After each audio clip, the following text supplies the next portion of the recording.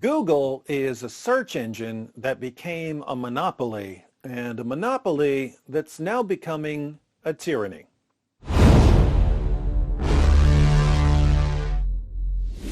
For those of you who keep saying, David, why are you talking about this? Why aren't you exposing Muhammad and the Quran? Stop acting like clueless morons. If the people who've been taking over the internet get their way, there won't be any more exposing Muhammad and the Quran on the internet. Exposing Muhammad and the Quran will be hate speech that gets you canceled.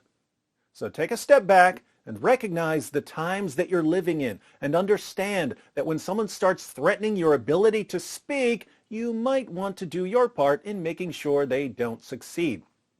Now, the tech tyrants aren't going to face much of a challenge from Congress or the Senate or the president for the next few years, at least not here in the U.S. In other countries, these companies will face resistance from elected officials. In the U.S., the most significant challenge will come in the courts. So it's a good idea to pay attention to the lawsuits that are mounting. As an interesting example, one that involves our YouTube overlords, Rumble apparently didn't like the ever-growing threat from Google, so Rumble launched a preemptive strike. The Wall Street Journal reports. Video sharing site Rumble Inc. accused Google in a lawsuit of abusing the power of its search engine and mobile operating system to boost its YouTube video service over rivals, the latest allegation of anti-competitive conduct against the Alphabet Inc. unit. Toronto-based Rumble, which has become popular among conservative pundits, on Monday filed an antitrust suit in federal court in California, arguing that Google is unfairly rigging its search algorithms to place YouTube above Rumble in its search results. Rumble said Google's behavior cost it significant numbers of viewers and advertising dollars. If you don't understand why that's a problem, Google is basically a monopoly when it comes to search engines, but Google is using this monopoly to drive traffic to businesses owned by Google, making it impossible for other platforms to compete. That's illegal, so Google is going to have to claim that they're not favoring YouTube. The lawsuit also argues that Google's deals to pre-install a YouTube app on mobile devices running Google's Android operating system have unfairly deprived Rumble of viewers. Google, through its search engine, was able to wrongfully divert massive traffic to YouTube, depriving Rumble of the additional traffic, users, uploads, brand awareness, and revenue it would have otherwise received, the lawsuit states. In other words, when people do a search on Google, they're looking for certain kinds of content. A video on Rumble might be exactly the content they're looking for, but Google, which has a monopoly, sends them to YouTube instead. This destroys competition, and again, it's illegal. We will defend ourselves against these baseless claims, a Google spokeswoman said. Rumble's lawsuit cites the findings of a Wall Street Journal investigation from July that found Google's search results gave a preference to YouTube links over those from video rivals. In a series of tests, the journal found that search results in a large majority of cases featured YouTube videos ahead of the same or very similar versions of the videos available on competitor sites. Rumble wasn't featured in the journal testing, but the video sharing company says in its lawsuit that it conducted its own similar tests using its videos. One exhibit in the lawsuit includes screenshots of a Google search for funny dogs on Rumble, which returns a list of videos that are entirely from YouTube. In recent months, conservatives have been flocking to Rumble, but that's new. Rumble used to be known for cute dog videos or videos of someone's kid doing something adorable. And yet, when people search Google specifically for dog videos on Rumble, Google sends them to YouTube. Pretty slimy. In response to the journal report, a Google spokeswoman said in July that no preference is given to YouTube or any other video provider in Google search, but declined to comment on the specific examples.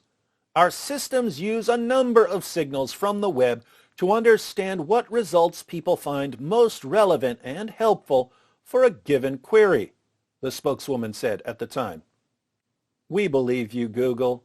We believe everything you say, just like you programmed us to. The Rumble lawsuit comes as Google is facing several other antitrust lawsuits in the U.S. Two sets of U.S. states have alleged the company has abused the dominance of its search engine and its advertising business. That came after the Justice Department sued Google in October for allegedly using anti-competitive tactics to preserve its search monopoly. Google has said the suits lack merit.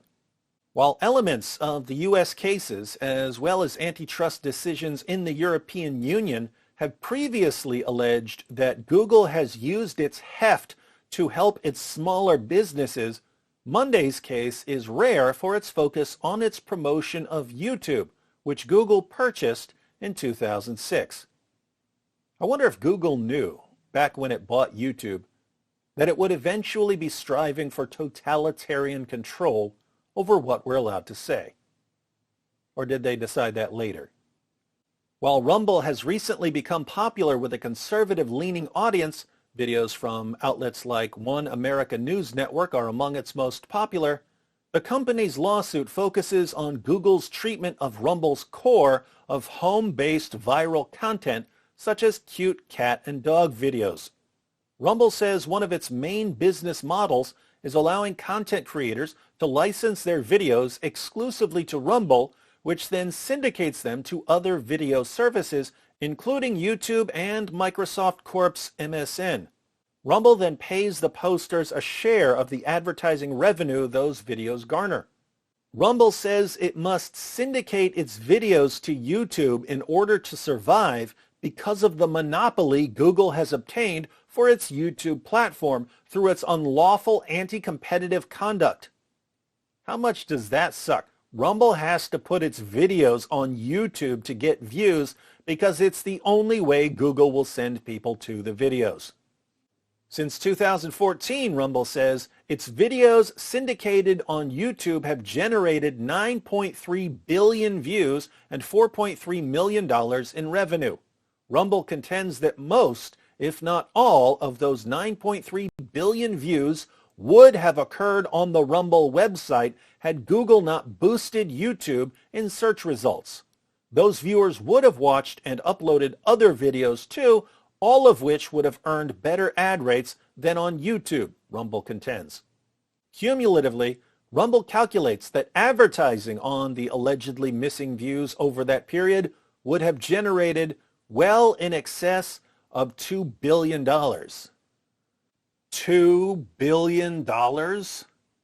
What is $2 billion to Google? They can probably find that under a mattress at one of their re-education centers. But it is a lot of money to Rumble. I'm glad to see the smaller platforms fighting back, and you can support the smaller platforms by picking one and watching some videos there. Speaking of Rumble, I have a Rumble channel. The link is in the description box. And don't forget, YouTube made a platform, but YouTube didn't make the platform popular. Creators and users made the platform popular. And if creators and users made the platform popular, we can make another platform popular.